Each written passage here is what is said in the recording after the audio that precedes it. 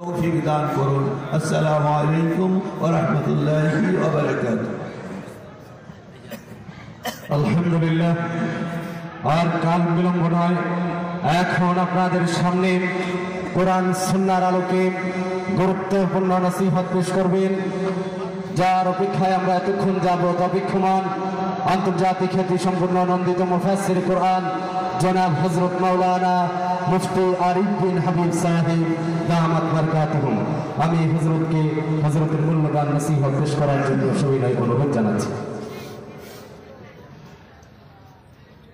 السلام عليكم ورحمة الله وبركاته. وعليكم السلام ورحمة الله. الحمد لله كفى وسلام على عباده الذين اصطفى.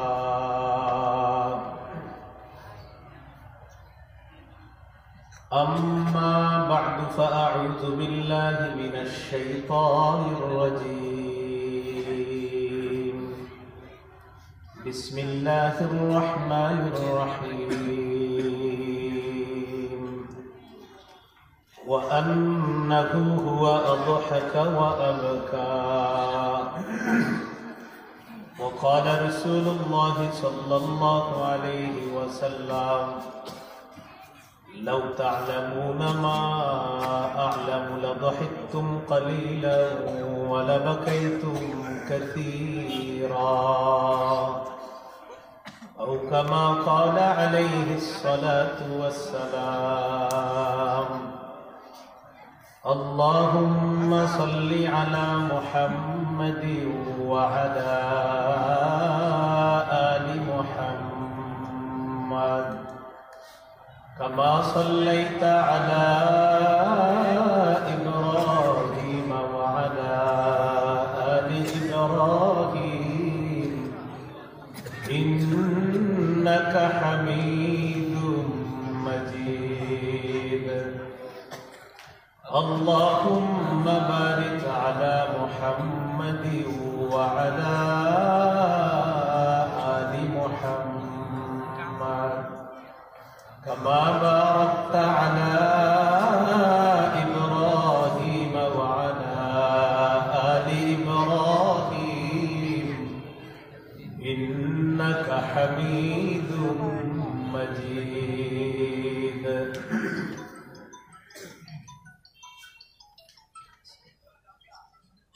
দারুত তাকওয়া মাদ্রাসার উদ্যোগে আয়োজিত তৃতীয় বার্ষিক তাফসীরুল কোরআন মাহফিলের সম্মানিত সভাপতি মুফতি আব্দুস সবুর কাসিমি দামাত বারকাতুহুল আলিয়া, মুহতামিম ও শেখুল হাদিস কাসিমুল উলুম মাদানিয়া কাশীপুর মাদ্রাসা, আমন্ত্রিত হযরত উলামায়ে কেরাম, প্রধান মেহমান হাজী আব্দুর রশিদ মেম্বার, সদস্য ১ নং ওয়ার্ড বক্তাবলী ইউনিয়ন পরিষদ, প্রধান অতিথি আলহাজ আতিকুর রহমান নান্নু মুন্সি আমির, বাংলাদেশ খেলাফত আন্দোলন, নারায়ণগঞ্জ জেলা।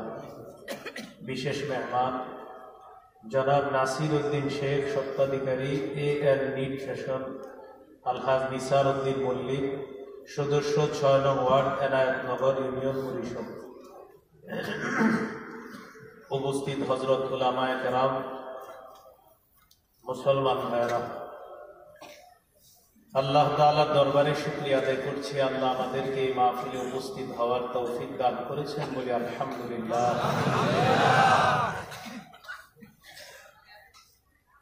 আমি আপনাদের সামনে সূরাতুন নাজমের ৪৩ নম্বর আয়াতে কারিমা তেলাওয়াত করলাম। এই আয়াতে আল্লাহ তাআলা বলেন, ওয়া আন্নাহু হুয়া আযহাকা ওয়া আবকা, তিনি হাসান, তিনি কাঁদান। আল্লাহ তাআলা হাসান, আল্লাহ তাআলা কাঁদান।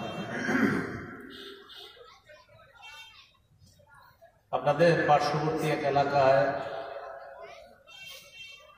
এবছরের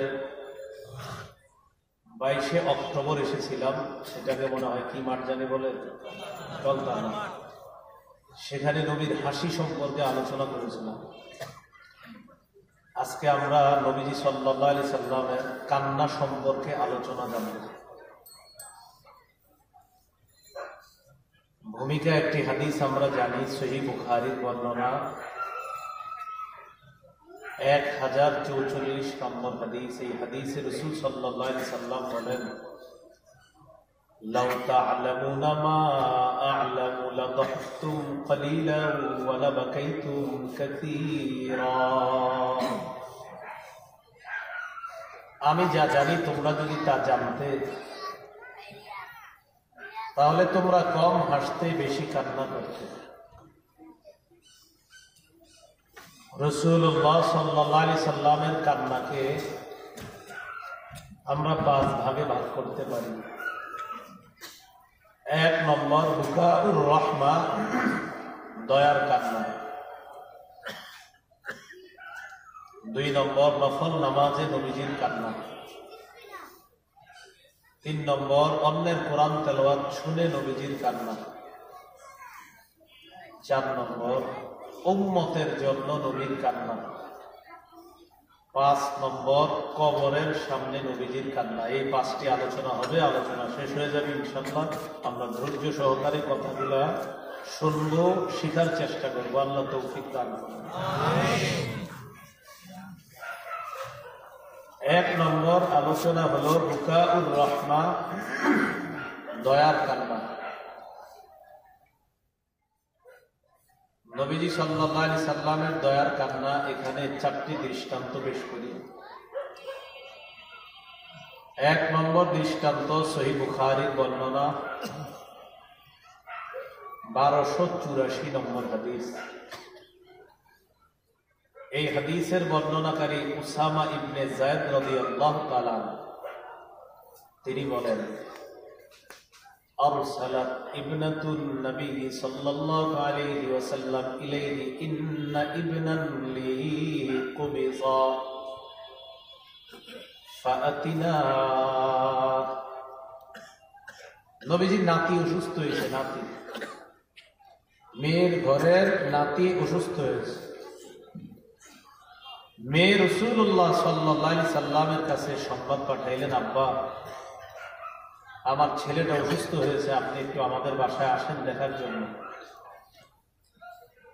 فأرسل رسول الله صلى الله عليه وسلم يقرئ السلام ويقول إن لله ما أخذ وله ما أعطى وكل عنده بأجل مسمى فلتصبر ولتحتسب।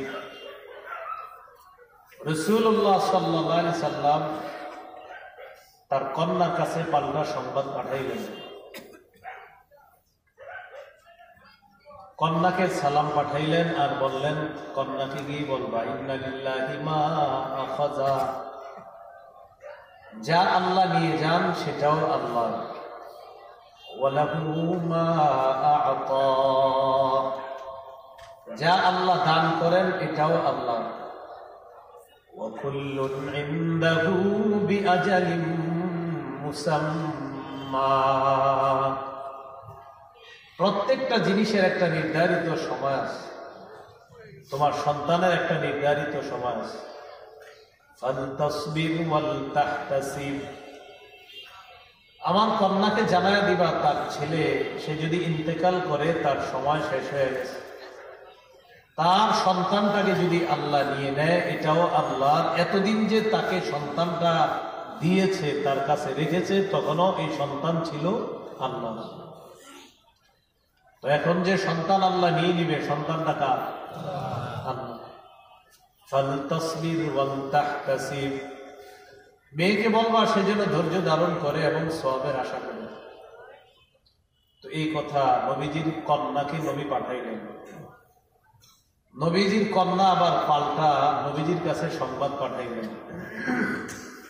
فأرسلت إليه تقسم عليه ليأتينها, নবীজির কাছে সংবাদ পাঠাইলেন, আব্বা কসম লাগে আপনি আসেন,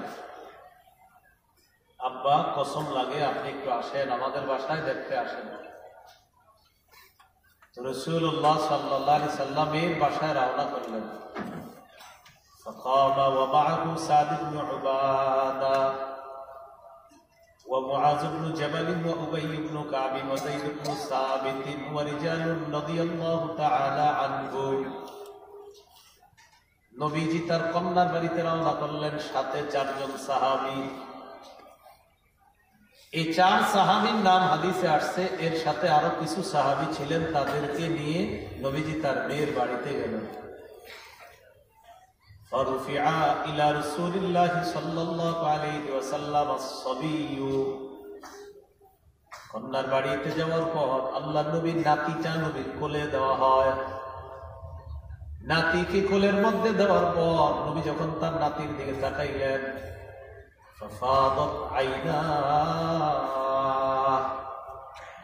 নাতির দিকে নবী যখন তাকাইলেন, তাকিয়ে দেখলেন নাতির প্রাণটা বের হবে হবে অবস্থা। ওয়ানাফসুহু তাতাকাকা, তার প্রাণটা বের হবে হবে অবস্থা, এমন অবস্থা। নবীজি নাতির দিকে দেখা ফাফাদাত আইনা, আল্লাহ নবীর 2 চোখ থেকে পানি পড়া শুরু হয়ে যায়, চোখ বেয়ে পানি। নবীজির চোখে পানি দেখে সাহাবী নবীকে প্রশ্ন করলেন, ইয়া রাসূলুল্লাহ মা হাযা, হুজুর এটা কি, আপনিও কান্না করেন? নবীজি জবাব দিলেন, ইন্না হাযিহি রাহমা জাআলাহা আল্লাহু ফি কুলুবি ইবাদি, এটা হলো মায়া, এটা হলো দয়া, এটা হলো রহমত। এই রহমত আল্লাহ তার বান্দাদের অন্তরে ঢেলে দেয়। এটা দয়া, এটা মায়া, এটা রহমত। এই রহমত আল্লাহ তাআলা তার বান্দাদের অন্তরে ঢেলে দেয়। তো এই কথা রাসূল সাল্লাল্লাহু আলাইহি সাল্লাম বললেন।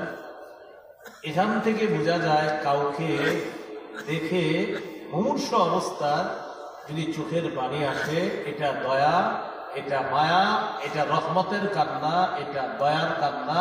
আর এই রহমত দয়া আল্লাহ তার বান্দার কলবের মধ্যে ফেলে দেয়।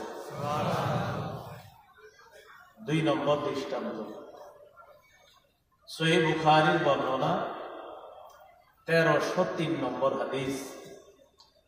রাসূলুল্লাহ সাল্লাল্লাহু আলাইহি সাল্লামের একজন সন্তান, তার নাম হলো ইব্রাহিম। আনাস ইবনে মালিক রাদিয়াল্লাহু তাআলা আনহুর বর্ণনা, তিনি বলেন, দখলনা মা রাসূলিল্লাহি সাল্লাল্লাহু আলাইহি ওয়াসাল্লাম আলা আবি সাইফ আল কাইর। একজন কর্মকার ছিল, তার নাম ছিল আবু সাইফ। নবীর সাথে এই কর্মকার আবু সাইফের বাড়িতে গেলাম। ওয়া কানা যারান লিইব্রাহিম রাদিয়াল্লাহু তাআলা আন, আবু সাইফ সম্পর্কে ছিল নবীর সন্তান ইব্রাহিমের দুধ পিতা। আবু সাইফ সম্পর্কে ছিল ইব্রাহিমের দুধ পিতা। তো ইব্রাহিম অসুস্থ হয়েছে, নবীর সাহাবী বলেন, আমরা নবীর সাথে দেখতে গেলাম নবীর সন্তান ইব্রাহিমকে। কর্মকারের বাড়িতে গেলাম। ফাআখাযা রাসূলুল্লাহ সাল্লাল্লাহু আলাইহি ওয়াসাল্লাম ইব্রাহিমা ফাকাব্বালাহু ওয়া শাম্মা, নবীজি তার সন্তান ইব্রাহিমকে কোলের মধ্যে নিলেন আর চুমা দিলেন, নাকে মুখে লাগাইলেন। সন্তানকে আল্লাহ নবী মায়া করলেন। ওই দিনের মতো আমরা চলে আসলাম। সুম্মা দাখালনা আলাইহি বাদা যালিকা, এরপর আবার ওই কর্মকার আবু সাইফের বাড়িতে গেলাম।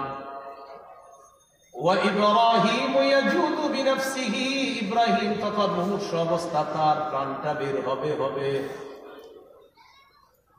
এই অবস্থা যখন চলতেছে, ফাজালাত আইনা রাসূলিল্লাহি সাল্লাল্লাহু আলাইহি ওয়াসাল্লাম তাজরিফান, আল্লাহ নবীর চোখ বেয়ে পানি পড়া শুরু হয়ে যায়। ইব্রাহিম ছেলে মারা যাবে, নবীর চোখ থেকে পানি পড়তেছে।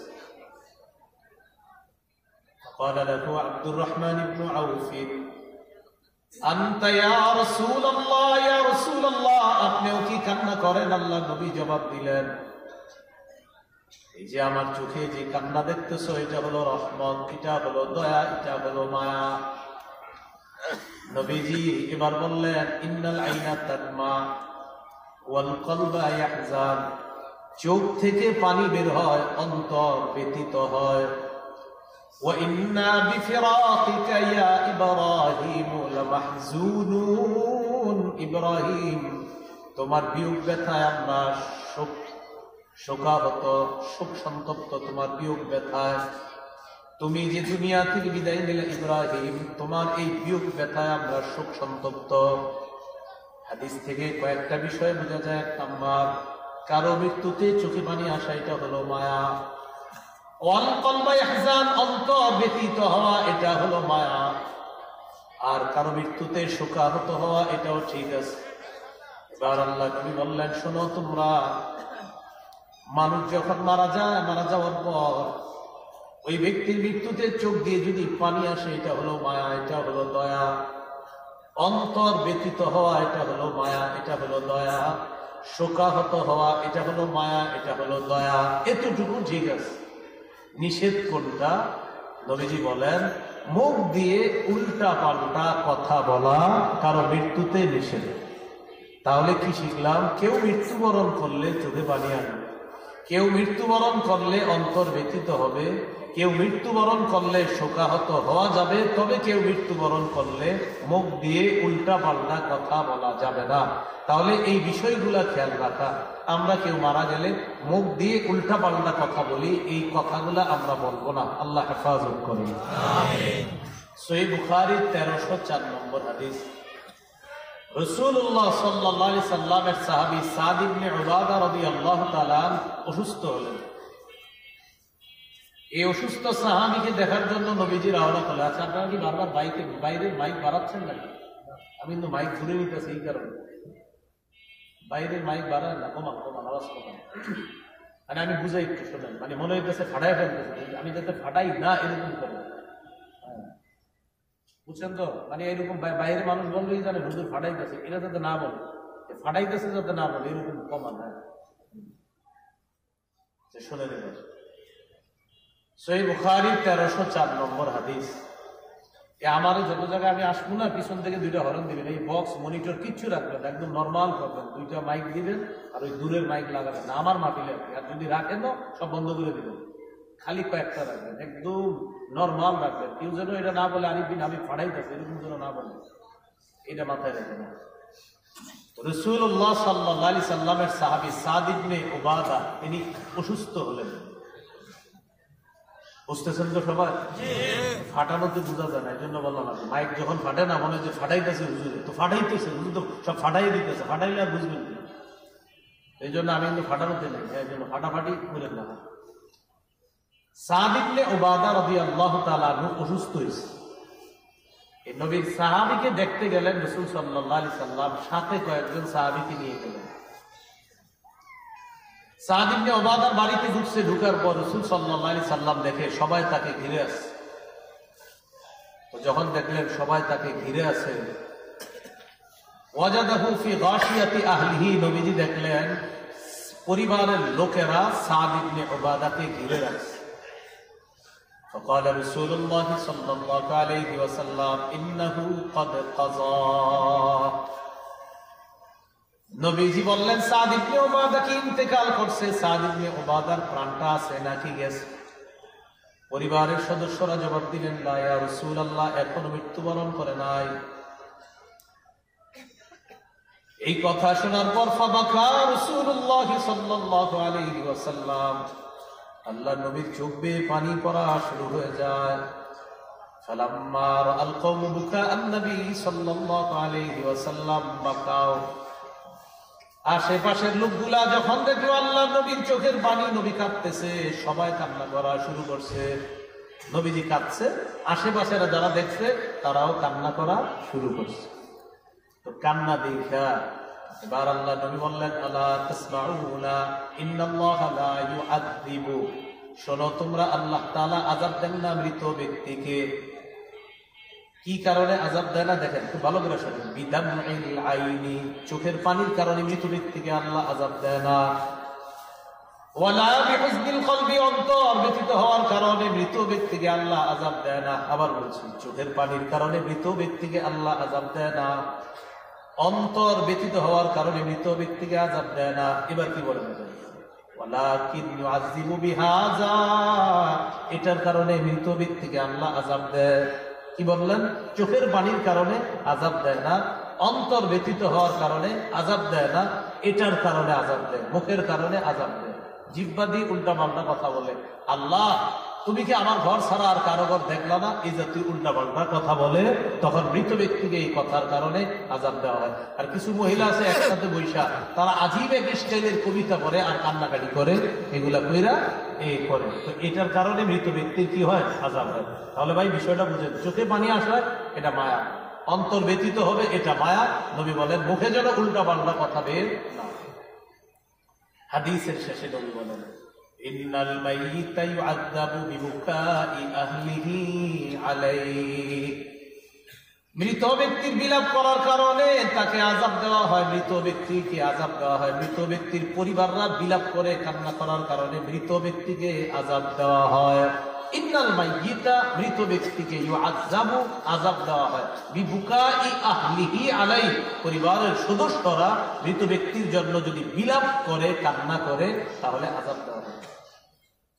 এই জন্য ওমর ফারুক রাদিয়াল্লাহু তাআলা কি করছেন, কানা ওমর রাদিয়াল্লাহু তাআলা আন ইয়াদরিবু ফীহি বিল আসা ওয়া ইয়াহসি বিত তুরাব ওয়া ইয়াহতি বিল আসা ওয়া ইয়াহসি বিত তুরাব। ওমর ফারুক রাদিয়াল্লাহু তাআলা আনহু যদি দেখতেন কোন ব্যক্তি মৃত্যুবরণ করার পর তার পরিবারের কোন সদস্য বিলাপ করে কান্নাকাটি করে, ইয়াদরিবু ফীহি বিল আসা, তাকে লাঠি দিয়ে প্রহার করতেন, এই থামো, প্রহার করতেন। ওয়া ইয়াহসি বিত তুরাব, মাটি মারতেন, মুখের ভিতরে মাটি ঢুকায়া বসায় রাখতেন, অথবা পাথর মারতেন, মুখের ভিতরে বালু দিয়া। হযরত ওমর ফারুক বলতেন হ্যাঁ চোখে পানি আসুন, অন্তর ব্যতীত হোক, এটা যাতে নড়াচড়া না করে বালু দিয়া বসায় রাখতেন। তাহলে চোখ দিয়ে পানি আসতে পারে, অন্তর ব্যতীত হতে পারে, জবান দিয়ে উল্টা পাল্টা কথা যেন বের না হয়। ওমর ফারুক মুখে বালু দিয়ে মুখ থামায় রাখতেন, কান্না করো ঠিক আছে, মুখ দিয়ে উল্টা পাল্টা কথা বলবো না। আল্লাহ আমাদের সকলকে যে বিলাপ জাতীয় কুসংস্কার থেকে হেফাজত করে।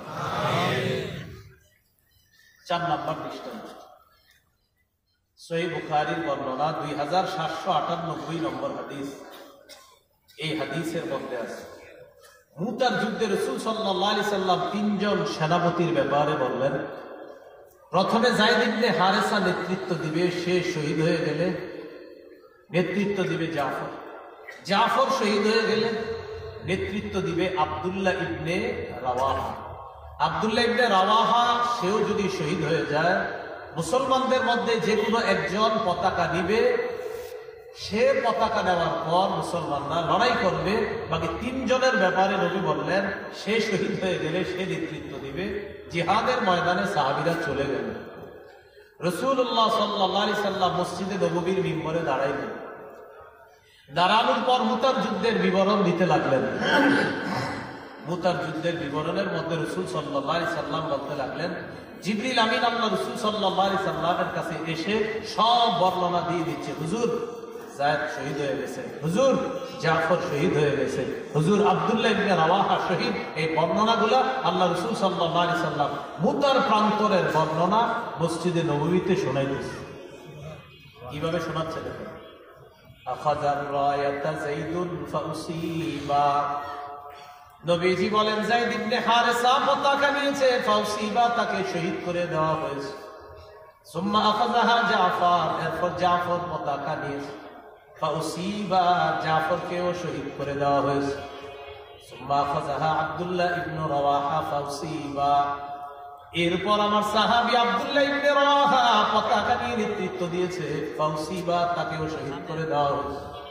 সুম্মা আখাযাহা খালিদ ইবনুল ওয়ালিদ আন গায়রি ইমরা, এরপর মুসলমানদের মধ্যে খালিদ ইবনুল ওয়ালিদ পতাকা নিয়েছে, ফাফুতিহা লাহু, আল্লাহ তাআলা তার নেতৃত্বে মুসলমানদেরকে বিজয় দান করে দেন। খালিদ ইবনুল ওয়ালিদ পতাকা নেওয়ার পর আল্লাহ মুসলমানদেরকে বিজয় দান করেছে। এবার রাসূল সাল্লাল্লাহু আলাইহি সাল্লাম ওই যে মুতার প্রান্তরের বর্ণনাগুলো দিলেন, দেওয়ার পর নবীজির চোখের দিকে তাকায়া সাহাবায়ে কেরাম দারাফাত আইনা, আল্লাহ নবীর চোখ বেয়ে পানি পড়া শুরু হয়। নবীজি মুতার প্রান্তরের শহীদদের ব্যাপারে বলতে লাগলেন, মা ইয়াসুরুহুম আন্নাহুম ইনদানা, শহীদরা আমাদের কাছে থাকুক এটা তাদেরকে আনন্দ দেয় না। শহীদরা যেখানে যে নিয়ামতের মধ্যে আছে ওই নিয়ামত পেয়ে তারা উল্লাসিত। আমাদের কাছে থাকা এটা তাদের জন্য আনন্দদায়ক না, আল্লাহর কাছে যে পুরস্কার পেয়েছে এটা নিয়ে তারা উল্লাসিত। এই কথা বলার পর তিনজন সাহাবী তাদের বিয়োগ ব্যথায় আল্লাহ নবীর চোখ দিয়ে পানি পড়া শুরু হয়ে যায়। এই যে পানিটা পড়ছে এটা দয়ার কান্না, এটা মায়ার কান্না। বুঝে আসছেন সবাই? তাহলে এই চোখের পানি আসাটা এটা মায়ার কান্না, এটা দয়ার কান্না। 2 নম্বর, রাসূলুল্লাহ সাল্লাল্লাহু আলাইহি সাল্লাম নফল নামাজে কান্না করেন। নাসাইর বর্ণনা মনে আছে কি? কান্না কয় প্রকার? নবীজির 5 প্রকার। 2 নম্বর নফল নামাজে নবীর কান্না। নাসাইর হাদিস 1214 নম্বর হাদিস। এই হাদিসের মধ্যে আছে আন মুতাররিফিন আন আবিহি আতাইতুন নবী সাল্লাল্লাহু আলাইহি ওয়াসাল্লাম। মুতাররিফ রাহমাতুল্লাহি আলাইহি তার পিতা থেকে বর্ণনা করেন, তার পিতা বলেন, আমি নবীজির কাছে আসলাম, আসার পর হুয়াইসাল্লি, আল্লাহ নবীকে নামাজের মধ্যে পাইলাম। নবীজিকে নামাজে এমন অবস্থায় পাইলাম, মানে জাওফিহি আজিজুন কাআজিজিল মিরজাল ইয়ানি ইয়াবকি, আল্লাহ নবীর বুক থেকে কলসির মধ্যে পানি টকবক করলে যেমন আওয়াজ বের হয়, নবীর বুক থেকে এমন আওয়াজ বের হচ্ছিল। ভালো করে তাকায় দেখলাম ইয়ানি ইয়াবকি, আল্লাহ নবী নফল নামাজে কান্না করতেছে, তার চোখ দিয়ে পানি পড়তেছে। কলসির ওই টকবক পানির আওয়াজের মতো আল্লাহ নবীর বুক থেকেও এমন একটা আওয়াজ বের হচ্ছে। নবীজি নফল নামাজে কান্না করতেছে। তো নফল নামাজে কান্না আসবে কিভাবে? কোরআনের কিছু সূরার অনুবাদ শিখতে হবে। বিশেষ করে 29-30 নম্বর পারায় যে সূরাগুলো আছে, এই সূরাগুলোর অনুবাদ শিখে নেওয়ার চেষ্টা করবেন। যেমন সূরা হাক্কা, সূরা মাআরিজ, সূরাতুদ দাহর, সূরা ইনসান যেটাকে বলা হয়, সূরা কিয়ামত, সূরা মুরসালাত, আর 30 পারা সবগুলা সূরা যদি অনুবাদ শিখতে পারেন, ইমাম সাহেব যখন পড়বে তখন দেখবেন কিছু কিছু জায়গা বুঝে আসার কারণে আপনার চোখ থেকে পানি আসতে পারে। এই পানি আসাটা এটা হলো সালাতে চোখে পানি আসা, এটা আল্লাহ রাসূলের চোখে পানি আসতে। দ্বিতীয় একটা দৃষ্টান্ত মুসনাদে আহমদের বর্ণনা। আলী রাদিয়াল্লাহু তাআলা আনহু বলেন, মা কানা ফিনা ফারিসুন ইয়াওমা বদরিন গায়রুল মিকদাদি রাদিয়াল্লাহু তাআলা আন। বদর যুদ্ধের দিন আমাদের মাঝে মিকদাদ রাদিয়াল্লাহু তাআলা আনহু ছাড়া আর কোনো ঘোর ছোঁয়ার ছিল না। বদর যুদ্ধের দিন মিকদাদ ছাড়া আমাদের মাঝে আর কোনো ঘোর ছোঁয়ার ছিল না। একজন ঘোর ছোঁয়ার ছিল, তার নাম মিকদাদ রাদিয়াল্লাহু তাআলা। আলী রাদিয়াল্লাহু তাআলা আনহু বলেন, বদর প্রান্তরে যেদিন যুদ্ধ হবে এর আগের দিন রাতের বেলা আমি সবার দিকে তাকাইলাম, তাকায় দেখি সবাই ঘুমায়। বলেন সবাই কি করে? আবার সবাই কি করে? ইল্লা রাসূলুল্লাহ সাল্লাল্লাহু আলাইহি ওয়াসাল্লাম তাহতা শাজারাতিন ইউসাল্লি ওয়া ইয়াবকি হাত্তা আসবাহা। তালাশ করতেছি আমির সাহেব কোথায়, মানে নবীজি কোথায়। আলী রাদিয়াল্লাহু তাআলা আনহু বলেন, সবাইকে যখন দেখলাম ঘুমায়, হঠাৎ তাকায় দেখি একটা গাছের নিচে দাঁড়ায় আল্লাহ রাসূল নামাজের মধ্যে নামাজ পড়তেছে, নফল নামাজের মধ্যে কান্না করতেছে। এই অবস্থায় সকাল পর্যন্ত কাটায় দেয়। নফল নামাজে নবীজি কান্না করতেছে। দেখছেন এমন সেনাপতি যদি হয়, এই সেনাবাহিনীকে হারাতে পারে কে বলেন? সেনাবাহিনী ঘুমায়, সেনাপতি কি করতেছে? নফল সালাত। ইদানিং কালে আমরা যারা নেতৃত্বে আসে, আমরা খালি যত আরামের মধ্যে থাইকা আর অন্যদেরকে যত ব্যারামের মধ্যে পাঠাইতেছি, ঠিক না? এইরকম করা যাবে না। নেতৃত্বে যে থাকবে তারও অনেক মেহনত করতে হবে। তিনি আল্লাহ হতে হবে, খোদা ভীরু হতে হবে, তার মাঝে তাকওয়া থাকতে হবে। নেতৃত্বে যে আসবে মুশরিকদের পক্ষে কোনো কথা বলতে পারবে না। বিশেষ করে মুসলিম নেতৃত্বে যে আসবে, মুশরিকদের সাথে কোনো বন্ধুত্বের তার মধ্যে কোনো গন্ধও থাকতে পারবে না। কাদের সাথে? মুশরিকরা। মুসলমানের সবচেয়ে বড় শত্রু ইহুদি আর মুশরিকরা। আল্লাহ বলেছেন, লাতাজিদান্না আশাদ্দান নাসি আদাওয়াতাল লিল্লাযীনা আমানুল ইয়াহুদা ওয়াল্লাযীনা আশরাকু। অবশ্যই অবশ্যই আপনি ঈমানদারদের সবচেয়ে বড় শত্রু পাবেন ইহুদিদেরকে এবং মুশরিকদেরকে। এই জন্য মুশরিক যারা, আবার মুশরিক কাদেরকে বলবেন? এখন মুসলমান নামধারী অনেক মানুষ আছে যারা এরাও শিরিক করে। ওই যে সামনে কি অনুষ্ঠান হবে বললো না হুজুর, এখানেও তো একদম সরাসরি শিরিক করে। কি হয়? সরাসরি কি হয়? শিরিক হয়। গাজার আসরে এগুলো সব নিষেধ। গান বাদ্য হয়, ঢোল তবলা হয়, হয় না? এগুলো স্পষ্ট নিষেধ। সহিহ বুখারীর 5590 নম্বর হাদিসের বর্ণনা قال رسول الله صلى الله عليه وسلم لا يكونن من امتي اقوام يستحلون الحر والحرير والخمر والمعازف নবীজি বলেন আমার উম্মতের মধ্যে এমন একটা দল হবে যারা জিনাকে হালাল মনে করবে, যারা রেশমের পোশাককে হালাল মনে করবে, যারা মদকে হালাল মনে করবে, মদ দ্বারা উদ্দেশ্য মাদক দ্রব্য ইয়াবা বা গাঁজা, হিরোইন, ফেন্সিডিল, আফিম, কানাডারাই, মাস্কুট, শ্যাম্পেন, ডাইল ইত্যাদি যা আছে সব চিপায় চুপায় ওখানে সেখানে সবগুলা এগুলা হারাম। ওয়াল মাআজিফা বাদ্যযন্ত্র এগুলাকেও আমার উম্মতের একদল হালাল মনে করবে। ইদানিং কালে অনেকে আবার সংসদে দাঁড়ায় বলে বুখারী, মুসলিম, আবু দাউদ, তিরমিজি, নাসাই, ইবনে মাজাহ, মেশকাত, সিয়াসিত্তার সব আমি পড়ে ফেলছি, কোথাও পাই নাই গান হারাম। তো আমি বুখারীর হাদিসটা কোন সিয়াসিত্তা থেকে কইলাম বলেন? আরে বুখারী কি সিয়াসিত্তার মধ্যে নেই? বলেন বুখারী, এই যে বুখারী নামটাও বলছে না, বুখারী, মুসলিম, আবু দাউদ, নাসাই, ইবনে মাজাহ আমি সব পড়ছি, কোথাও পাই না। বুখারী আমি যে মাত্র বললাম 5590, এটা তাহলে আমি কোথায় আবিষ্কার করলাম? তাহলে যিনি এই কথা বলছে যে সিয়াসিত্তার সব পড়ছি কোথাও পাই না, নিঃসন্দেহে প্রতারক, ভণ্ড আর জাতির সাথে তামাশা করার জন্য জনপ্রতিনিধি হয় নাই, বরং জনপ্রতিনিধিরা যেখানে বসবে সে পবিত্র জায়গাগুলো তারা তামাশার পাত্র বানায়, পুরো তামাশা, খালি তেলের উপরে তেল চলছে। কি একটা নাকি তামাশার জায়গা ছিল, এনে দাঁড়ায় কয় কোথাও পায় না, বুখারী, মুসলিম সব পড়ছে, কোথাও পায় না। আমি কোন বুখারী থেকে? এই জন্য ওই যে জাতীয় ইমাম সমাজের হুজুর বললো না, আরে ঘোষণা দিল না, সবাই থাকবেন আলেমদের সাথে, বলেন ইনশাআল্লাহ। হাত তুলে থাকবেন তো সবাই ইনশাআল্লাহ? হাত তুলে বলেন, সবাই বলেন বলেন শিরিকের সাথে থাকবো না। শিরিক যারা করবে তাদেরকে প্রশ্রয় দিব না, তাদেরকে সুযোগ দিব না। শিরিকের পরিবর্তে কোরআন হাদিসের অনুষ্ঠান করব ইনশাআল্লাহ। ওলামায়ে কেরাম এই এলাকার যুবকদেরকে বুঝাবে, এলাকার যুবক যারা আছে তাদেরকে নিয়ে তাড়াতাড়ি কমিটি গঠন করে চেষ্টা করেন, ওখানে নারায়ণগঞ্জের বড় বড় ওলামায়ে কেরাম যারা আছেন আপনারা মিলেমিশে ওখানে কোরআন সুন্নাহ কোন অনুষ্ঠানের চেষ্টা করেন। আল্লাহ তৌফিক দান।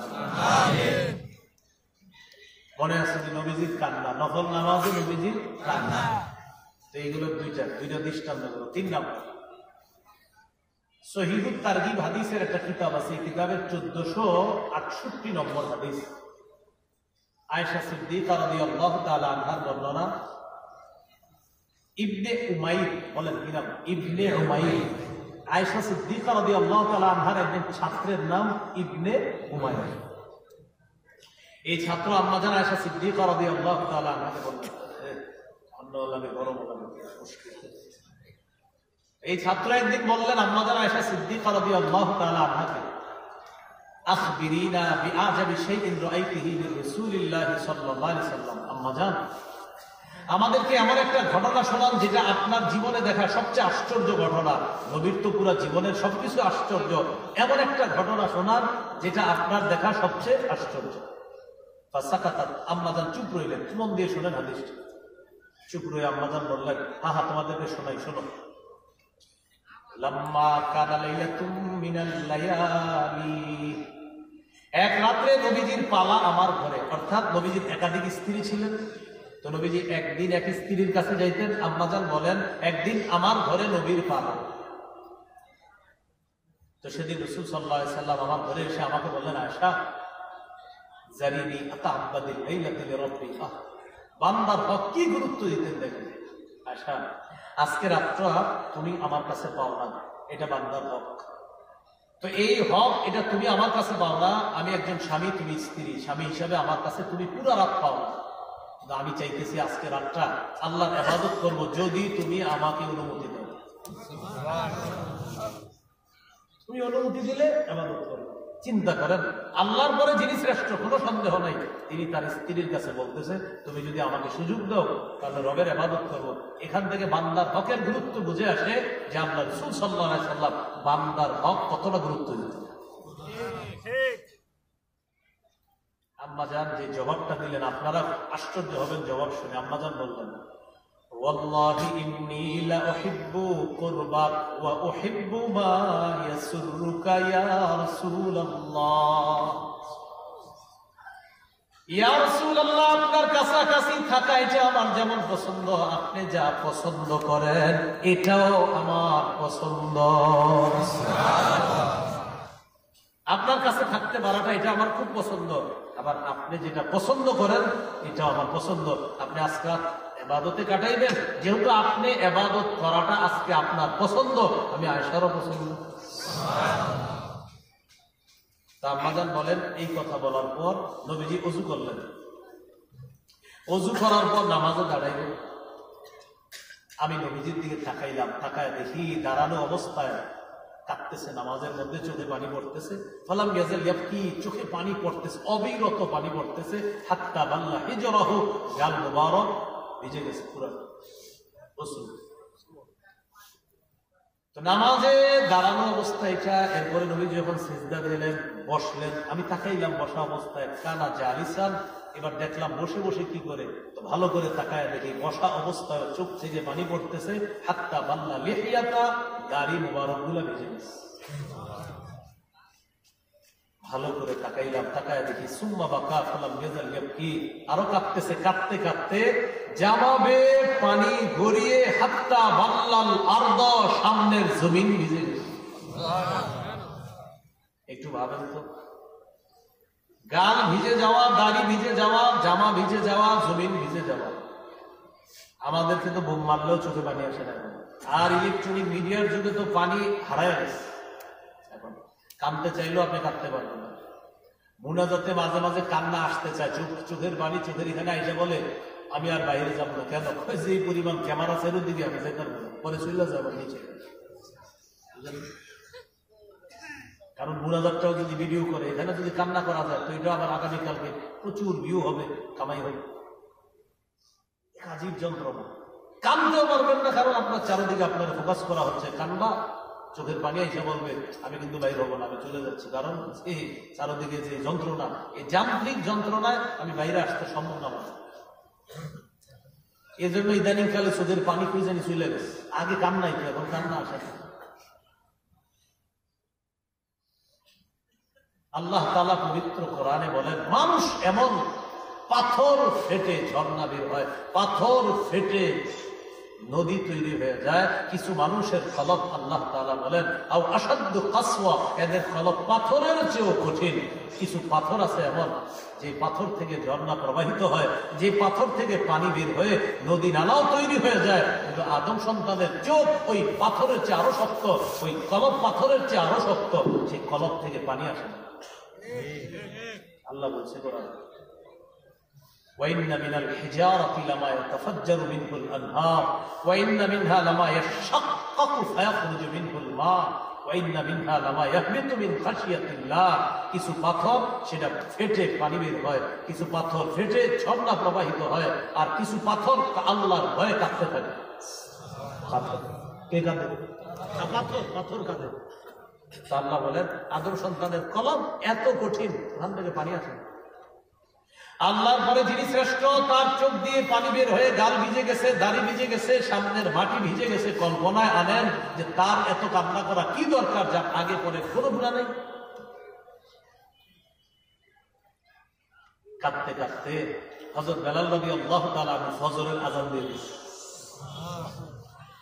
তো বেলাল রাদিয়াল্লাহু তাআলা আনহু নিয়ম হলো তিনি আযান দেওয়ার পরে নবীজির বাসায় আসতেন, আসার পর নবীজিরে ডাকতেন, হুজুর নামাজের সময় হয়েছে, ডাকতে আসতেন।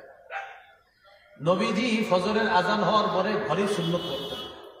সুন্নত পড়ার পর স্ত্রীর দিকে তাকাইতেন। স্ত্রী যদি ঘুমন্ত থাকতেন তাকে জাগ্রত করতেন, আর ঘুমন্ত না থাকলে তো স্ত্রীর সাথে কিছু কথা বলতেন। এরপরে হযরত বেলাল রাদিয়াল্লাহু তাআলা আনহু আসতেন, আসার পর নবীজিরে ডাকতেন। তখন রাসূল সাল্লাল্লাহু আলাইহি সাল্লাম যাইতেন। আজকে হযরত বেলাল আসতে রাসূল সাল্লাল্লাহু আলাইহি সাল্লামকে ডাকার জন্য আসছে হযরত বেলাল। আসার পর দেখে নবীজি কান্না করতেছে, তাকাইছে নবীজির দিকে, দেখে নবীজি কাঁদতেছে। নবীজিরে বললেন, তাবকি ইয়া রাসূলুল্লাহ, কাদ গাফারাল্লাহু লাকা মা তাকদ্দামা মিন যামবিকা ওয়া মা তাআখার। হুজুর আপনি কান্না করেন, আপনার তো আগে পরে কোনো গুনাহ নাই, আপনি কান্না করেন কেন? নবীজি জবাব দিলেন, আফালা আকুনু আবদান শাকুরা, আমি কি আল্লাহর শুকরগুজার বান্দা হব না বেলাল? আল্লাহর শুকরগুজার বান্দা হব না? যিনি আমাকে এত শ্রেষ্ঠত্ব দান করেছেন, সে আল্লাহর দরবার আজকে রাতটা একটু কাটলাম। এরপরে নবীজি বলেন, বেলাল লাকাদ নাযালাল লাইলাতা আয়াতুন, আজকে এমন একটা আয়াত নাযিল হয়েছে, ওয়াইলুল লিমান ক্বারাআহা ওয়া লাম ইয়াতাফাক্কার ফিহা, যে ব্যক্তি আয়াতটা তেলাওয়াত করলো আর চিন্তা করলো না, সে ধ্বংস। এমন একটা আয়াত আজকে রাতে নাযিল হয়েছে। এই আয়াত হলো সূরা আলে ইমরানের 190 নম্বর আয়াত। আল্লাহ তাআলা বলেন, ইন্না ফি খালকিস সামাওয়াতি ওয়াল আরদি ওয়া ইখতিলাফিল লাইলি ওয়ান নাহারি লাআয়াতিল লিউলিল আলবাব, আসমান জমিন সৃষ্টির মাঝে, দিন এবং রাতের পরিবর্তনের মাঝে জ্ঞানীদের জন্য নিদর্শন রয়েছে। তো আল্লাহ বলে, জ্ঞানী কারা? আল্লাযীনা ইয়াযকুরুনাল্লাহা কিয়ামা, যারা দাঁড়িয়ে আল্লাহর জিকির করে, ওয়া কুউদা, যারা বসে আল্লাহর জিকির করে, ওয়া আলা জুনুবিহিম, যারা শুয়ে শুয়ে আল্লাহর জিকির করে। তাহলে জ্ঞানী কারা? দাঁড়িয়ে আল্লাহর জিকির করে, যারা বসে আল্লাহর জিকির করে, যারা শুয়ে শুয়ে আল্লাহর জিকির করে। বুদ্ধিজীবী যারা আপনারা মনে করেন জ্ঞানী, তারা প্রকৃত জ্ঞানী না। যারা আল্লাহর জিকির করে দাঁড়িয়ে বসে শুয়ে, আল্লাহ বলে তারাই জ্ঞানী। কার কথা সত্য? আপনারা কি বুদ্ধিজীবী মানে কি মনে করেন? বুদ্ধি আছে মানে বুদ্ধিজীবী মানে কি শিক্ষিত? বুদ্ধিজীবী মানে হলো যে বুদ্ধি বিক্রি করে খায়। জীবী মানে কি? জীবিকা উপার্জন করে। বুদ্ধিজীবী মানে বুদ্ধি বেচে, জীবী মানে জীবিকা উপার্জন করে। এর মানে আপনি মনে রাখবেন, বুদ্ধিজীবী হওয়ার জন্য কিন্তু শিক্ষিত হওয়া জরুরি না। হ্যাঁ, শিক্ষিত মানুষও বুদ্ধিজীবী হয়, আবার অশিক্ষিত মানুষও বুদ্ধিজীবী হতে পারে। কারণ বুদ্ধিজীবী মানে যে বুদ্ধি বিক্রি করে খায়। অনেক অশিক্ষিত মানুষ যারা নাম লিখতে পারে না, কোটিপতি ব্যবসা করে কোটিপতি হয়ে গেছে, আছে না? এটা বুদ্ধিজীবী। আমরা মনে করি বুদ্ধিজীবী মানে হলো অনেক জ্ঞানী, মহাজ্ঞানী। মহাজ্ঞানী হইলে ভালো, মহাজ্ঞানী ছাড়াও বুদ্ধিজীবী হয়। সোজা কথা, বুদ্ধি বিক্রি করে যে খায় সেই বুদ্ধিজীবী। আল্লাহ তাআলা বলেন, বুদ্ধিজীবী তারা, প্রকৃত জ্ঞানী তারা, যারা দাঁড়িয়ে আল্লাহকে স্মরণ করে, বসে আল্লাহকে স্মরণ করে, শুয়ে আল্লাহকে স্মরণ করে। ওয়ায়াতাফাক্কারুনা ফি খালকিস সামাওয়াতি ওয়াল আরদ, যারা আসমান জমিনের সৃষ্টি নিয়ে চিন্তা করে, চিন্তা করার পর বলে, রব্বানা মা খালাকতা হাযা বাতিলা, আল্লাহ আসমান জমিন আপনি অনর্থক সৃষ্টি করেন নাই। সুবহানাকা, আল্লাহ আপনার কত পবিত্রতা বর্ণনা করছি। ফাকিনা আযাবান নার, আমাদেরকে জাহান্নামের আযাব থেকে রক্ষা করেন। বলেন আমিন। তো নবীজি বললেন, এই আয়াত যে পড়লো আর চিন্তা করলো না, সে ধ্বংস। এবার আয়াত নিয়ে একটু চিন্তা করি, চলেন। আসমানের সৃষ্টি নিয়ে চিন্তা করতে বলছে। এখান থেকে যাওয়ার পর আসমানের দিকে তাকাবেন, তাকায় দেখবেন আসমান দাঁড়ায় রয়েছে। কি হয়ে রয়েছে? আরে বলেন, আসমান কি হয়ে রয়েছে? চিন্তা করবেন, আসমান তো এইভাবে কিভাবে আছে? আল্লাহ তাআলা বলেন কিভাবে আছে? আবার আমার হুকুমে এইভাবে আছে। সুবহানাল্লাহ। এরপরে জমিনের দিকে তাকাইবেন, চিন্তা করবেন, আচ্ছা জমিন কিভাবে আছে এইভাবে?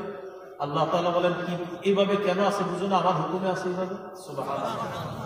সূরা রুমের 25 নম্বর আয়াতে আল্লাহ বলেন, ওয়ামিন আয়াতিহি আন তাকুমাস সামাউ ওয়াল আরদু বিআমরি, আল্লাহ নিদর্শনাবলীর মধ্যে এটা একটা নিদর্শন, আসমান দাঁড়িয়ে আছে আল্লাহর হুকুমে, জমিন দাঁড়িয়ে আছে আল্লাহর হুকুমে। সুবহানাল্লাহ। এবার আসমানের দিকে তাকাইলাম, তাকিয়ে চিন্তা করলাম, আল্লাহ তাআলা আসমান এইভাবে কেন রাখলেন? আল্লাহ জবাব দিয়ে দেয়, ওয়াজআলনাস সামাআ সাকফাম মাহফুজা, আমি এই আসমান তোমাদের জন্য সুরক্ষিত ছাদ হিসাবে স্থাপন করলাম। এবার জমিন নিয়ে চিন্তা করব। জমিনের নিচে হলো পানি, পানির উপরে ভাসমান। এই জমিনের উপর আমরা কিভাবে আছি? আল্লাহ তাআলা বলেন, ওয়াজআলনাল জিবালা আওতাদা, আমি মজবুত পাহাড়কে পেরেক হিসাবে জমিনের উপর বসায়া দিয়া জমিনের নড়াচড়া বন্ধ করে তোমাদের বসবাসের উপযোগী করে দিলাম। এই হলো নবীর নফল নামাজের কান্না। 3 নাম্বার আলোচনা, কোরআন শুনে নবীজির কান্না। কি শুনে বলেন তো? কোরআন। আগে আমার সাথে বলেন, কোরআন পড়ব, কোরআন শুনব। যে কোরআন তেলাওয়াত করবে তার তেলাওয়াত মনোযোগ সহকারে শুনবে। মাহফিলে অনেকে কোরআন তেলাওয়াত করে, তখন আমরা কথা বলি। মাহফিলে দেখবেন মাগরিবের পরে কোরআন তেলাওয়াত দেয়, আর আমরা চারদিকে শুধু কথা আর কথা বলি। চারদিকে একজন আরেকজনকে বলি তেলাওয়াত চলতেছে, একটু পরে বক্তা বসবে, চল চল চল যাই। মানে বক্তা বসার আগে যেটা হইতেছে এটা কোনো কাজ না, এটা কি যে আরে তেলাওয়াত চলতেছে, কোনো মধ্যে সময় কাটাইতেছে, চল চল একটু পরে বক্তা বলি। ওই মুহূর্তে যে গজব আসে না আমাদের উপরে, শুকরিয়া দেবে। মাগরিবের পরে একটা ছেলেকে কোরআন তেলাওয়াত দিয়ে মঞ্চের মধ্যে আসে যারা, আইসা যিনি আলোচনা করবে একটু পরে তাকে বইসা বলে, হুজুর চা খাইবেন, বিস্কুট খাবেন, পানি খাবেন, পান দিমু, সুপারি দিমু। আর একটা ছেলে তেলাওয়াত করতেছে। অর্থাৎ হুজুরের তেলাওয়াত শোনা দরকার নাই, আয়োজক যারা তাদেরও দরকার নাই। আর দেখবেন যাদের আয়োজন ওখানেও চা পান পর্ব চলতেছে, আর সবাই বলতেছে তাড়াতাড়ি খা, একটু পরে হুজুর বসবে বয়ানে। অর্থাৎ তেলাওয়াত যেটা চলতেছে এটা কোনো কাম না, হুজুরের বয়ানটা হলো কাম। কথাটি সত্য, এই কাজ আর করেন না। যখন কোন ছেলে তেলাওয়াত করবে, মঞ্চে যারা থাকবে চুপচাপ বসা থাকবে, উপস্থাপক সাহেব চুপচাপ, মাইকম্যান চুপচাপ, সামনে যারা চুপচাপ। মাদ্রাসার ভিতরে কোনো চা পান টান পর্ব চলবে না, সেখানে সবাই বলবেন ভাই চুপচাপ কোরআন তেলাওয়াত শুনুন। সবাই জোরে বলেন কেন? বলেন কেন?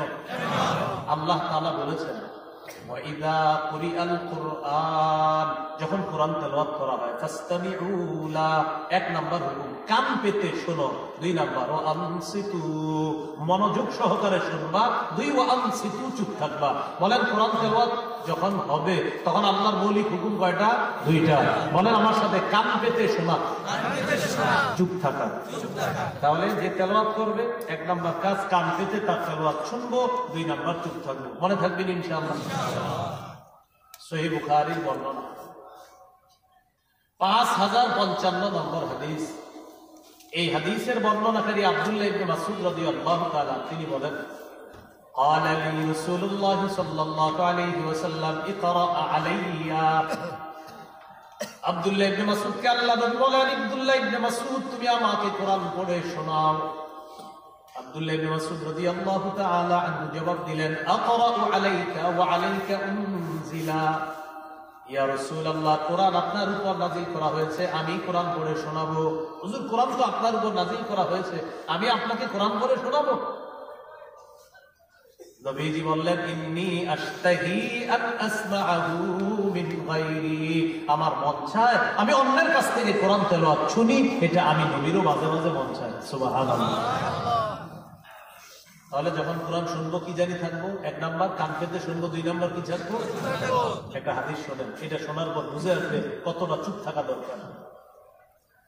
একদিন রাতের বেলা রাসূল সাল্লাল্লাহু আলাইহি সাল্লাম তার স্ত্রী আয়েশা সিদ্দিকা রাদিয়াল্লাহু তাআলা আনহাকে নিয়ে হাঁটতে বের হয়েছেন। আপনারাও রাতের বেলা একটু হাঁটতে বের হবেন, মেলা টেলা যায় না, এমনি রাস্তাঘাটে হাইটা আবার ঘরে চলে যাবেন। রাতের বেলা হাঁটতে বের হবেন স্ত্রীকে নিয়ে, এটা সুন্নাত। নবীজি তার স্ত্রীকে নিয়ে হাঁটতে বেরিয়েছে। বের হওয়ার পর এক জায়গায় গিয়ে দেখে নবীর এক সাহাবী আবু মুসা রাদিয়াল্লাহু তাআলা দাঁড়িয়ে দাঁড়িয়ে কোরআন তেলাওয়াত করতেছে। সুবহানাল্লাহ।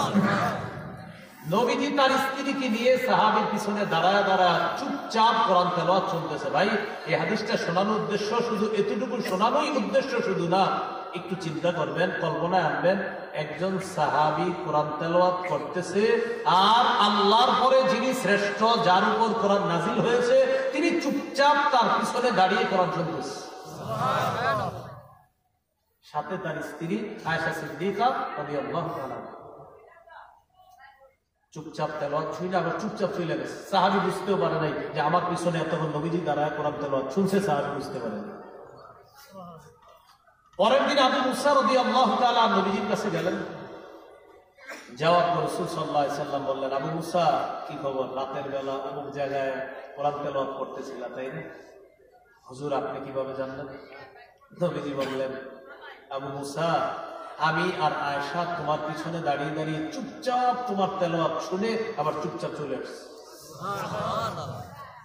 সাহাবী বললেন, লাউ আলিমতু বিমাকানিকা লাহাব্বারতু লাকা তাহবীরা।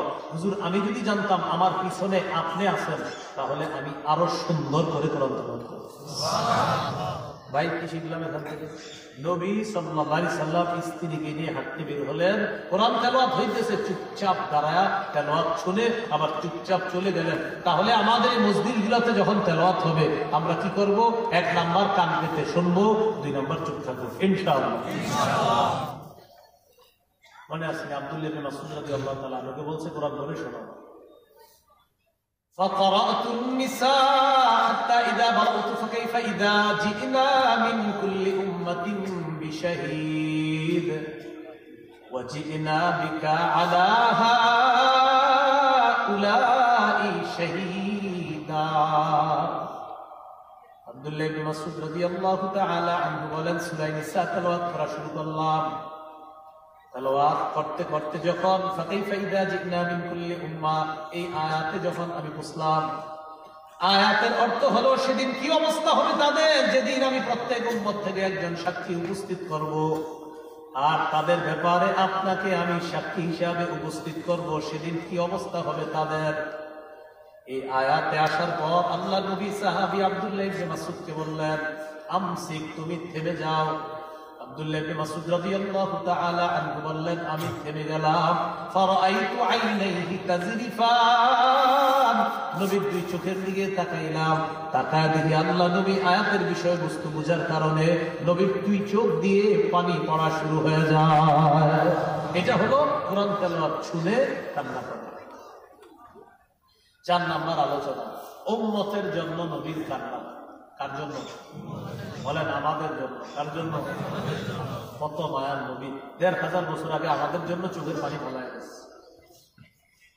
সহিহ মুসলিমের হাদিস 387 নম্বর হাদিস। রাসূলুল্লাহ সাল্লাল্লাহু আলাইহি সাল্লাম সূরা ইব্রাহিমের একটা আয়াত তেলাওয়াত করলেন আর সূরা মাইদার একটা আয়াত তেলাওয়াত করলেন। ইব্রাহিম নবীর ব্যাপারে একটা আয়াত, ঈসা নবীর ব্যাপারে আরেকটা আয়াত। খুব মন দিয়ে বুঝবেন। ইব্রাহিম নবীর ব্যাপারে আয়াতটা হলো, রব্বি ইন্নাহুন্না আদলালনা কাসীরাম মিনান নাস। আল্লাহ, এই মূর্তিগুলা অনেক মানুষকে পথভ্রষ্ট করে দিয়েছে। ফামান তাবিআনি ফাইন্নাহু মিন্নি, যারা আমার অনুসরণ করলো তারা আমার অন্তর্ভুক্ত। ওয়ামান আসানি ফাইন্নাকা গফুরুর রহিম, আল্লাহ যারা আমার নাফরমানি করলো আপনি তো ক্ষমাশীল, আপনি দয়ালু। অর্থাৎ ইব্রাহিম নবী নাফরমান উম্মতের জন্য মায়া লাগতেছে, আরে তাদের কি হবে, এই নিয়ে আল্লাহর কাছে ইব্রাহিম নবীর খুব কাকুতি মিনতি। এবার ঈসা নবীর কাকুতি মিনতি দেখেন। ঈসা নবী বলেন, ইন তুআযিবহুম ফাইন্নাহুম ইবাদুক ওয়া ইন তাগফির লাহুম ফাইন্নাকা আনতাল আজিজুল হাকীম। আল্লাহ, তাদেরকে যদি আপনি শাস্তি দেন তারা তো আপনারই বান্দা, আর তাদেরকে যদি আপনি ক্ষমা করে দেন আপনি ক্ষমাশীল, আপনি দয়ালু, আপনি মহাপরাক্রমশালী আল্লাহ। উম্মতের জন্য ইব্রাহিম নবীর মায়া, ঈসা নবীর উম্মতের জন্য মায়া। 2 নবীর উম্মতের মায়ার কথা আল্লাহ নবীর যখন স্মরণ হয়, ফাবাকা ফালাম ইয়াজাল, নবীজি কান্না করা শুরু করলেন। ফারাফা ইয়াদাই, হাত উপরে উঠাইলেন। ফালাম ইয়াজাল ইয়াবকি, উপরে হাত উঠিয়ে নবীজি বলতে লাগলেন, আল্লাহুম্মা উম্মতি, আল্লাহুম্মা উম্মতি, আল্লাহ আমার উম্মত, আল্লাহ আমার উম্মত। ফাবাকা, এটা বলে আল্লাহ নবী কান্না করা শুরু করে দেয়। আল্লাহ আমার উম্মত, আমার উম্মত, তাদের কি হবে, এটা বলে কান্না শুরু। নবীজি মুনাজাতে আছে, ওই অবস্থায় ওই মুহূর্তে জিবরিল আমিনকে নবীর কাছে পাঠাইছেন। ওই অবস্থা, জিবরিল যাও আমার হাবিবকে গিয়ে জিজ্ঞাসা করো এত কাঁদতেছে কেন। আমি জানি কেন কাঁদতেছে, এরপরে তোমার সাক্ষী রাখবো, তুমি যাও। জিবরিল আসছে, আসার পর বলতেছে, আপনি কাঁদতেছেন কেন? তাই সেই নেবী কি কাজ, কোন জিনিস আপনাকে কাঁদায়? রাসূলুল্লাহ সাল্লাল্লাহু আলাইহি সাল্লাম জবাব দিলেন, ইব্রাহিম নবী উম্মতের জন্য মায়া, ঈসা নবী উম্মতের জন্য মায়া, আমার উম্মতের কথা মনে পড়ছে তাই আমি কাঁদতেছি। হাবিব, আল্লাহ জানে আপনি কেন কাঁদেন, শুধু জিজ্ঞাসা করার জন্য পাঠাইছে, আমি জিজ্ঞাসা করলাম, আমি চলে যাচ্ছি। আল্লাহর কাছে গিয়ে বললেন, আল্লাহ আপনার হাবিব কাঁদতেছে উম্মতের জন্য, ওই যে ঈসা নবী উম্মতের জন্য মায়া, ইব্রাহিম নবী উম্মতের জন্য মায়ার জন্য কাঁদতেছে। আল্লাহ তাআলা বলেন, জিবরিল আমি তো জানি কেন কাঁদতেছে, তুমি যাও আমার হাবিবকে গিয়ে বলে দাও, ইন্না সানুরদিকা ফি উম্মাতিকা ওয়ালা নাসুউকা, আমার নবীকে জানায় দাও, হাবিব আমি আল্লাহ আপনার উম্মতের ব্যাপারে আপনাকে খুশি করে দিব, খুশি করে দিব। সুবহানাল্লাহ। বলা নাসুকা, আপনাকে আমি অসন্তুষ্ট করবো না। আচ্ছা বলেন তো, আল্লাহ কাউকে খুশি করলে কেমন খুশি করবে? তো জিবরিল আমিন এসে এটা জানায় দিয়েছে। এই হলো উম্মতের জন্য নবীর কান্না। তবে নবীজির সুপারিশ তারা পাবে না যারা শিরিক করে। কি করে বলো ভাই? শিরিক করে না। নবীজির সুপারিশ পাবে না যারা শিরিক করে, তারা নবীর সুপারিশ পাবে না। সহিহ মুসলিমের 386 নম্বর হাদিসের মধ্যে আছে, রাসূল সাল্লাল্লাহু আলাইহি সাল্লাম বলেন, লিকুল্লি নাবিয়্যিন দাওয়াতুন মুস্তাজাবা ক্বাদ দাআ বিহা ফি উম্মতিহি। সব নবীকে আল্লাহ একটা স্পেশাল দোয়া দিয়েছে, এই দোয়াটা সব উম্মতের জন্য নবীরা করে ফেলেছে। খাবাতু দাওয়াতি শাফাআতান লি উম্মতি ইয়াউমাল কিয়ামা।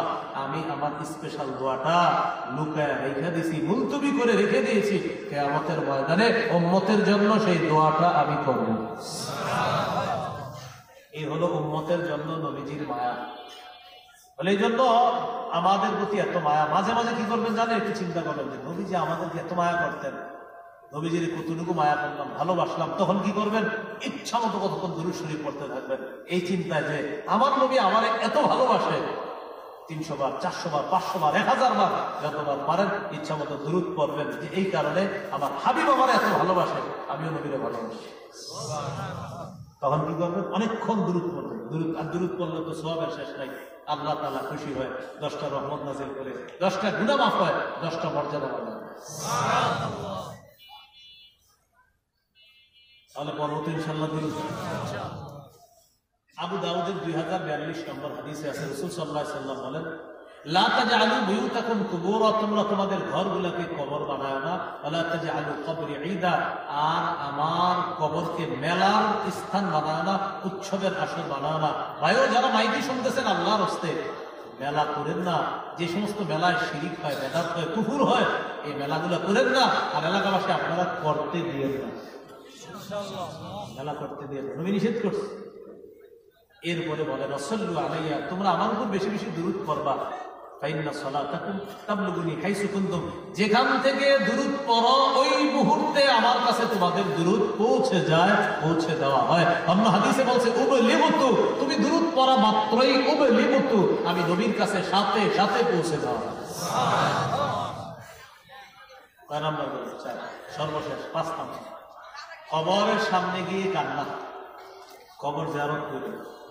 নাসাইর বর্ণনা 2032 নম্বর হাদিস, এই হাদিসের মধ্যে আছে 2034 নম্বর হাদিস আছে, যারা রাসূলুল্লাহ সাল্লাল্লাহু আলাইহি ওয়াসাল্লাম কবর উম্মিহি ফাবাকা, নবীজি তার মায়ের কবরটা জিয়ারত করলেন, জিয়ারত করতে গিয়ে কান্না শুরু করলেন। ও আবকা মান হাওলা, আশেপাশে যারা, তারা নবীর কান্না দেখে কান্না করা শুরু করে দিয়েছে। নবীজি কাঁদতেছে, আশেপাশে যারা, তারা নবীর কান্না দেখে কান্না করা শুরু করে দিয়েছে। নবী বললেন, ইস্তাযানতু রাব্বী আন আযুরা কবরাহা ফাআযিনা লি, আমি আল্লাহর কাছে আমার মায়ের কবর জিয়ারতের অনুমতি চাইলাম, আল্লাহ আমাকে অনুমতি দিয়েছেন। ফাজুরুল কুবুর, তোমরা কবর জিয়ারত করো। ফাইন্নাহা তুযাক্কিরুকুমুল মাউত, যত বেশি কবর জিয়ারত করবা, কবর জিয়ারত তোমাদেরকে মরণের কথা স্মরণ করায়া দিবে। বলেন, কবর জিয়ারত কিসের কথা স্মরণ করাবে? মরণের কথা স্মরণ করাবে। এই জন্য কবরের পাশ দিয়ে হাঁটবেন, দোয়া করবেন, জিয়ারত করবেন, এতে মৃত্যুর কথা স্মরণ হবে। ইবনে মাজাহ 4197 নম্বর হাদিসের বর্ণনা, বারা ইবনে আযিব রাদিয়াল্লাহু তাআলা আনহু বর্ণনা, তিনি বলেন, এক আনসারী সাহাবী জানাজা পড়ার জন্য নবীর সাথে বের হলাম। হঠাৎ দেখে এক জায়গায় কিছু মানুষ আছে, এটা অন্য হাদিসের মধ্যে আছে। নবীজি বললেন, আচ্ছা এইখানে এতগুলা মানুষ কেন, কেন তারা একত্রিত হয়েছে? আলামা এই চিত্তামা আলাই, তারা এখানে একত্রিত কেন হয়েছে? সবাই বললেন, আলা কবরি, হুজুর একটা কবর খনন করা হচ্ছে, কবর খনন করা হচ্ছে, এই জন্য একত্রিত হয়েছে। নবীজি ফাফাজিআ, নবী ঘাবড়ে গেলেন, হ্যাঁ কবর খনন করা হচ্ছে? বললেন হ্যাঁ। সবাই এইভাবে করলেন, এই দেখে দেখে দেখি কি হয়েছে, এটা করতে করতে কবরের সামনে গেলেন। যাওয়ার পর ফাজাসা আলা রুকবাতাইহি, দুইটা হাঁটু কবরের সামনে গেড়ে এইভাবে বসে গেলেন। কবর খনন করা হচ্ছে মাত্র, কবরের মাটিগুলা দুই পাশে রাখা হইতেছে, এইভাবে খনন করা হচ্ছে। নবী ওখানে বসে গেলেন। সাহাবী বলেন, আমি দেখার জন্য একটু সামনে গেলাম নবী বৈশা কি করতেছে, তো ওই পাশ দিয়ে গেলাম। ফাস্তাকবালতুহু মিন